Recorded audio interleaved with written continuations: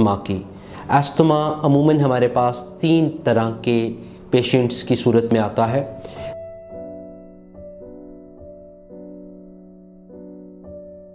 For the latest update, press the subscribe button and hit the bell icon. अस्सलाम वालेकुम जी, मेरा नाम doctor बख्त अज़ीज़ है एंड करंटली मेरा I am working in Jinnah hospital Lahore as an assistant professor in the ENT department. मेरा ताल्लुक़ शोबा नाक कान गले से पिछले 15 साल से है। आप लोगों को थोड़ी सी इंट्रोडक्शन आज अस्थमा के बारे में मैंने देनी थी।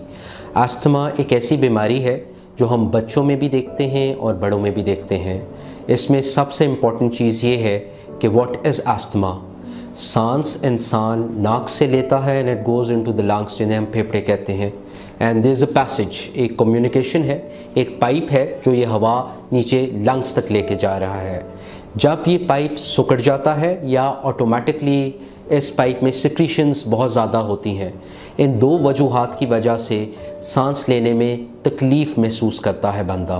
And this problem in breathing can either be in a form of Vs, जिसे हम एक नॉइज़ी ब्रीदिंग कहते हैं, या सांस में शोर की सूरत में आना शुरू हो जाता है and automatically the patient himself would be uncomfortable, उसको सांस नहीं आता। इसकी रीज़न्स क्या है, क्या वजह है?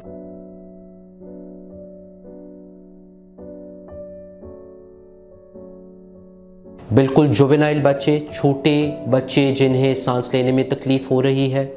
Most of the time this is adult onset, at times patient 18-19 साल का हो जाता है and because of some hazard, जहाँ वो काम कर रहा है वहाँ गर्द गुबार इतनी है जिसकी वजह से ही develops asthma. Number 3 is always allergic asthma. Most of the patients जो हमारे पास आते हैं they belong to a category of allergic asthmas. Now what is allergy? Allergy यही होती है कि कोई अनवांटेड आइटम जब आपके इस ट्रैक्ट में, सांस की नाली वाले ट्रैक्ट में कोई अनवांटेड आइटम आ जाता है, उसकी वजह से सांस की नाली सिकुड़ जाती है, सांस में दुश्वारी होती है, सांस में शोर आना शुरू हो जाता है and automatically excess of secretions, एक लुआब बनना शुरू हो जाता है सांस की नाली में, जिसकी वजह से सांस में दुश्वारी बढ़ना शुरू हो जाती है। इसका तरीका इलाज बिल्कुल है जी। Asthma is troublesome for the patients because ना उस वक्त वो सांस कंफर्टेबली ले सकते हैं और इस सांस ना लेने की वजह से उनकी पैल्पिटेशंस, दिल की धड़कन भी ज़ोर से धड़कना शुरू हो जाती है and he finds difficulty even in walking and talking. Now all asthmas are treatable और इनको ट्रीट करने के लिए 2 पॉइंट स्ट्रैटेजी है। There is a short term management and then there is a long term management. Short term management में हमारे पास medicine हैं, बहुत से हमारे पास स्टीरॉइड्स हैं, inhaled steroids, oral steroids and steroids in the form of the rota capsules जो आजकल अवेलेबल हैं।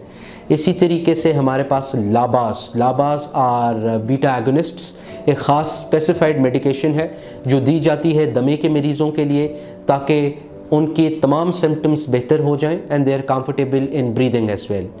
थिर्डली there is a category of drugs जिन्हें हम ब्रोंकोडायलेटर्स कहते हैं। They come into the categorisation of long term management.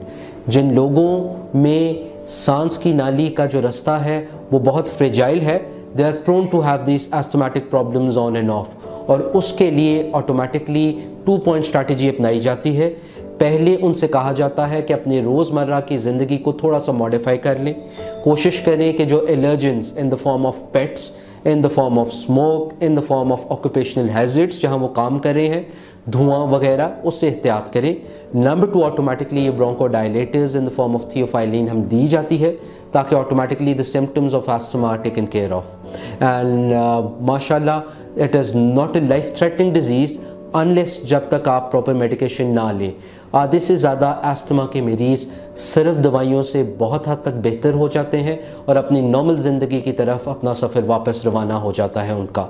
सो हम through the channel of मरहम इस प्लेटफॉर्म के ज़रिए रिक्वेस्ट करेंगे for all of those patients जिन्हें सांस लेने में दुश्वारी है, बच्चे जिनको खांसी आती है, those who go into some sort of a respiratory distress, मुंह खोल के सो रहे हैं, सांस ठीक नहीं आ रहा, या adult onset asthmas, all of these asthmas with early prognosis and automatically better intervention has to be taken care of.